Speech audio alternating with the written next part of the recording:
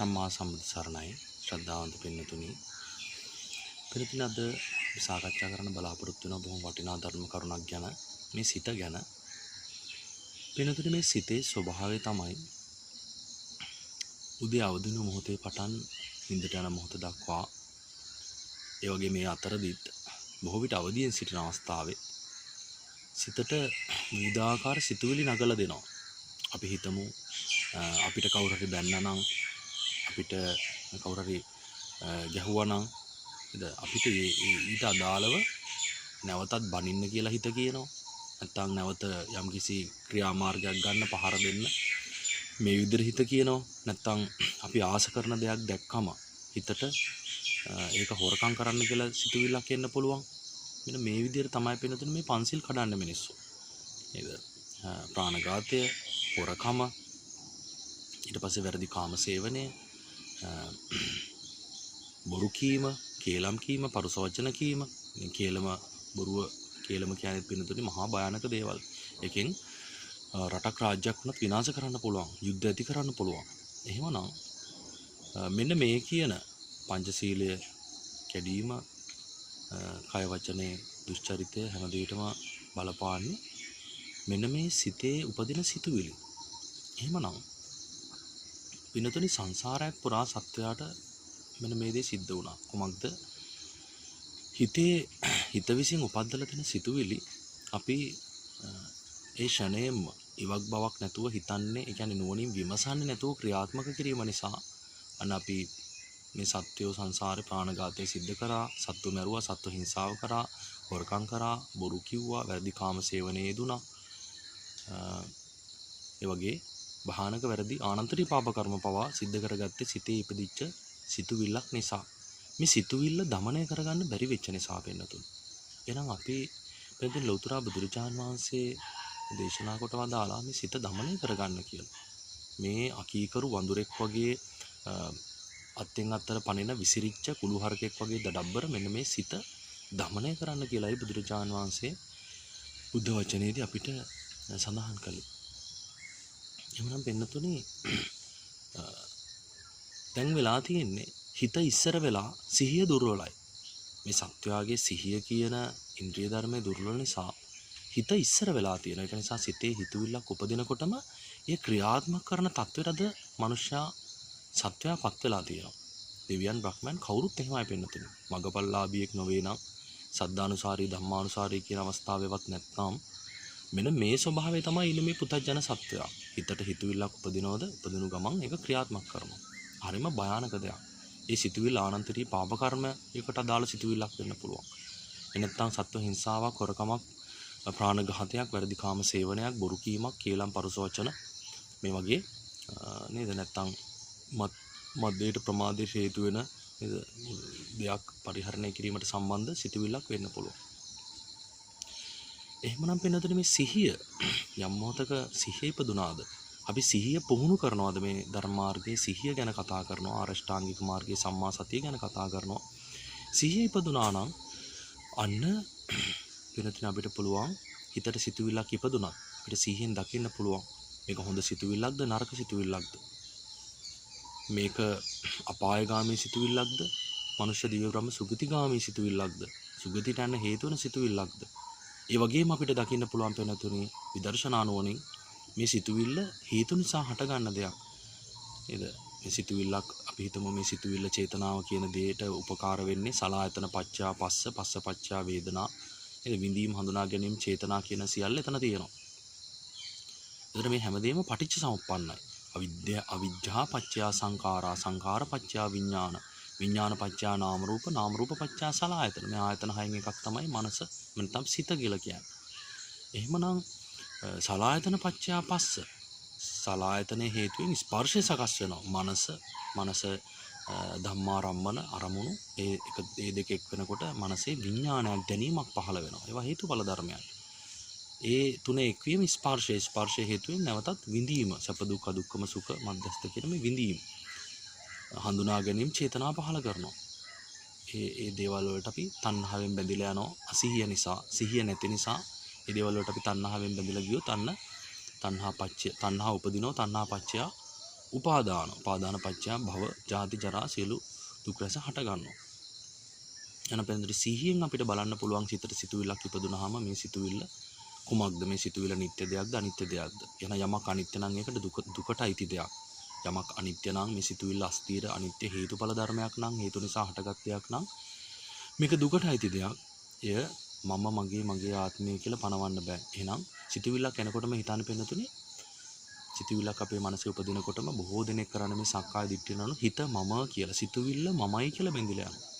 සිතන්නේ මම, සිතුවිල්ලේ මා නිර්මිතයි, මා තුළ සිතුවිල්ල මේ විදිහට බැඳිලා යනවා අපි එන සිතුවිල්ලට. සිතුවිල්ලක් එළියට දානකොටම අපි සිතුවිල්ල අල්ල ගන්නවා. සිහිය නැති නිසා අල්ල ගන්නවා මේ සිතුවිල්ල. ඉතින් ඊට පස්සේ සිතුවිල්ල ක්‍රියාත්මක කරනවා. මේ බලන පෙන්නතුනේ අහිමි වීම නිසා සත්‍යය අඬන්නේ, දොඩන්නේ, වැළපෙන්නේ. තමන්ගේ බිරිඳ දරුවන් වෙන්න පුළුවන්, තමන්ගේ ආදරණීය කෙනෙක් වෙන්න පුළුවන්, පෙම්වතා පෙම්වතිය වෙන්න පුළුවන්. අහිමි වෙන අවස්ථාවේ මේ ලෝකේ සංසාරයේ අපේ කර්ම ශක්තිය අනුව අපිට අටලෝ දහමට මුහුණ දෙන්න සිද්ධ වෙනවා පින්නතුනේ. ලාභ නින්දා ප්‍රශංසා යසායස ආදී මෙන්න මේ අෂ්ටලෝක ධර්මයට අපිට දුක සැප මේවට මුහුණ දෙන්න සිද්ධ වෙනවා. එහෙමනම් වෙනතන මේ දැන් එහෙම දෙයකට අපිට මුහුණ දෙන්න සිද්ධ වුණා මේ අවස්ථාවක් ආවම දැන් සිත කියනවා සිතට දරා ගන්න බෑ.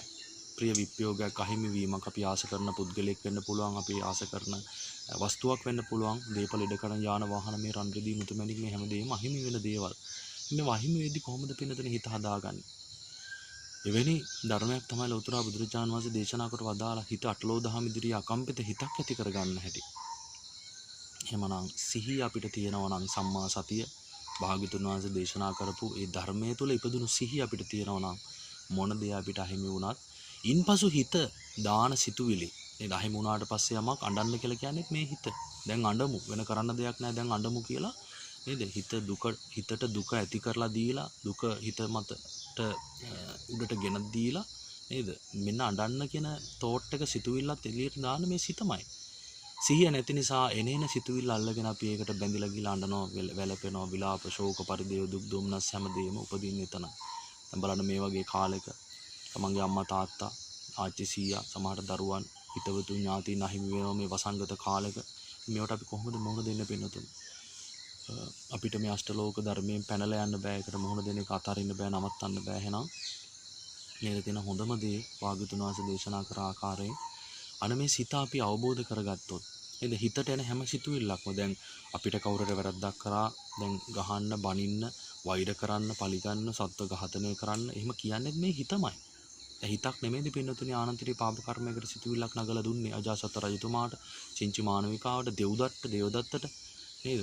ආනන්තරී පාප කර්මයක් කරන්න පවා ඇති උනේ සිතුවිල්ලක්. එහෙනම් මේ සිතුවිල්ල මම මගේ කියලා අල්ලගත්ත බැඳලා ගියා. මේ සිතුවිල්ල দমনය කරන්න අදක්ෂ වෙච්ච නිසා සත්‍ය අදටත් ප්‍රේත තිරිසන් අසුර නිරේ මේ හිරගෙවල වල දුක් විඳින සත්‍ය දිහා බලන්න පින්නතුනි ඒගොල්ලන්ට සිතුවිල්ලක් দমনය කරන්න බැරි වෙච්ච නිසා, ධර්මයක් නොතිබුණු නිසා සිතුවිල්ලක් দমনය කරන්න බැරි වෙච්ච නිසා ඒ සිතුවිල්ලට මම මගේ කියලා අල්ලගෙන බැඳිලා ක්‍රියාත්මක කරා.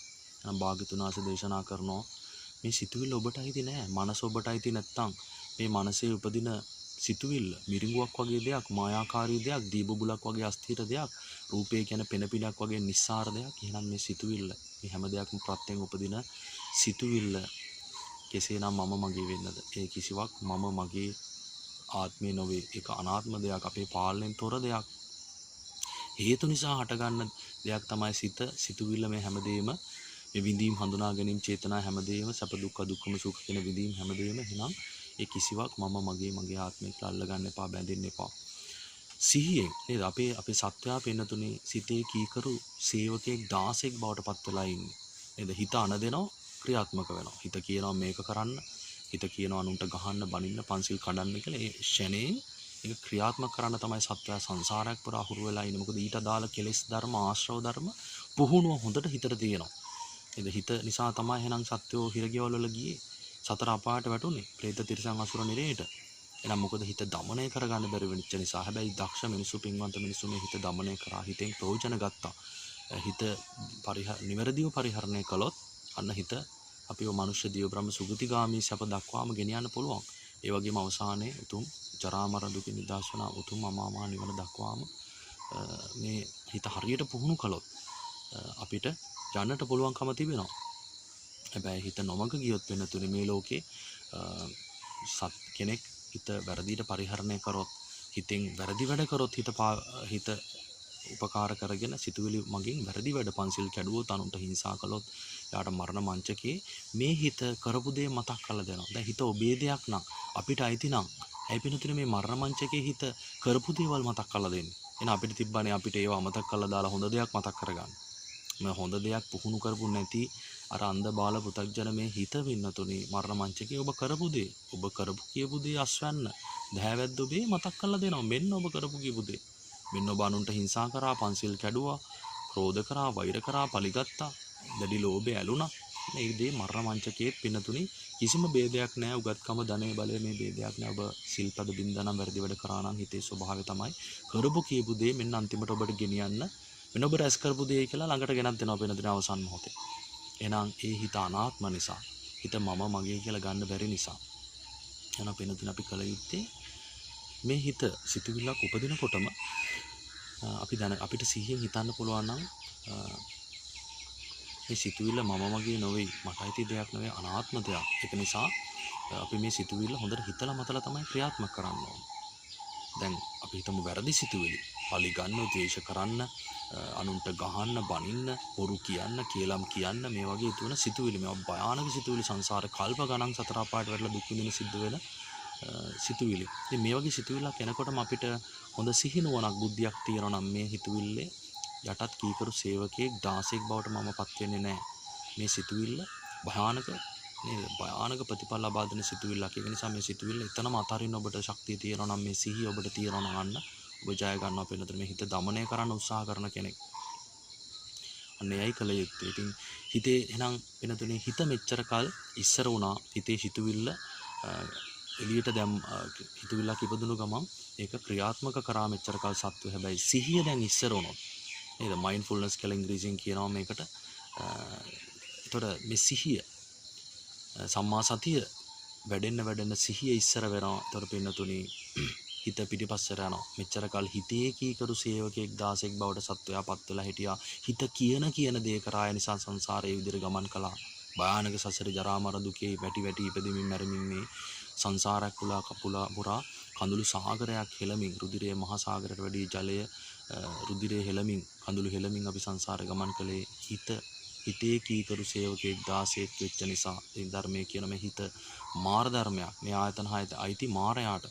සිතේ කීකරු සේවකයෙක් වුණොත් ඔබ මාරයාගේ කීකරු සේවකයෙක් 16ක් බවටයි පත් වෙලා තියෙන්නේ. එහෙමනම් සිහිය ඉස්සර උනාට පස්සේ නේද? සිහියෙන් දැන් හිතට ඕන විදිහට වැඩ කරන්න දෙන්නේ නැහැ. මොනතරම් සිතුවිලි ඉපදුනත් මේ හිතට අන්තිමට හිතුවිලි උපද්දලා එපා වෙනවා.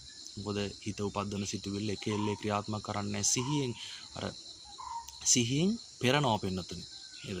සිහියෙන් ෆිල්ටර් කරනවා මෙන්න මේ සිතුවිලි. ඒතර හොඳ සිතුවිලි, යහපත් සිතුවිලි තමයි ඉදිරියට යන්නේ, ක්‍රියාත්මක කරන්නේ. හැබැයි හොඳ සිතුවිලි හැම සිතුවිල්ලක්ම මගේ ආත්මේ නොවන බව, මට අයිති නැති සිතුවිල්ලක්, හේතුප්‍රත්‍යයෙන් හටගත්ත සිතුවිල්ලක් බව දැනගෙනයි ක්‍රියාත්මක කරන්නේ. යන්න එක වෙනතුනේ බොහෝ කාලයක් සංසාරේ අපිට හිත සුව පිණිස, යහපත පිණිස පවතින දෙයක්, නිවන දක්වාම උපකාර වෙන දෙයක්. එමනම් හිතේ කීකරු සේවකයෙක් 16ක් බවට පත් වෙන්නට එපා. ඔබ හිත দমনය කරන්න, සිහිය ඉදිරියට ගන්න, සිහිය බලවත් කරගන්න. ඉතින් සම්මා සතිය සිහිය බලධර්මයක් බවට පත් වුණොත් මේ ලෝකයේ යම් කෙනෙකුට ඒ රහතන් වහන්සේ නමක්, ඉතින් උන්වහන්සේලාට පින්නතුනි දුටු තැනින් අවසන්. දැක්කොත් ඒක දැක්ක දේ දැකපු තැනින් අවසන් වෙනවා. සිහිය ඉහළටම දියුණු වුණු බල ධර්මයක් බවට සති ඉන්ද්‍රිය පත් වුණු උත්තමයෙකුට මේ ලෝකේ ඇසුණු දේ ඇසුණු තැනින් අවසానයි. දැනුණු දේ දැනුණු තැනින් අවසానයි. සිතුණු දේ සිතුණු තැනින්ම අවසන් වෙනවා. කර්ම රැස්වීමක් නැහැ. ඒක ඉතින් බොහොම උසස් දෙයක්, ඉහළ දෙයක්, ගැඹුරු දෙයක්. ඉතින් අපි අර නේද මේ දේවල් අහලා තිබ්බොත් අපිට ඒ ගැන යම් කිසි අදහසක් ගන්නට පුළුවන්. වෙනතුනේ එහෙනම් මේ රහතන් වහන්සේලා ගත කරපු නිදහස් ජීවිත කොයි ආකාර නිදහසක්ද? ඔබට මතක ඇති සාරිපුත්ත මහරහතන් වහන්සේට වරක් බමුණෙක් ඉවසීම පරීක්ෂා කරන්න වැරෙන් පහරක් ගැහුවා. පිණ්ඩපාත වඩනකොට හිමිදිරි උදෑසන උන්වහන්සේගේ ඉවසීම පරීක්ෂා කරන බ්‍රාහ්මණයෙක් වැරෙන් පහරක් එල්ල කරා. උන්වහන්සේ හැරිලවත් බැලුවේ නැහැ පින්නතුනි. බලන්න එතන දකින්න තියෙනවා උන්වහන්සේට දැනුණු දේ දැනුණු තැනින් අවසන් වුණා. ඒ සම්බන්ධව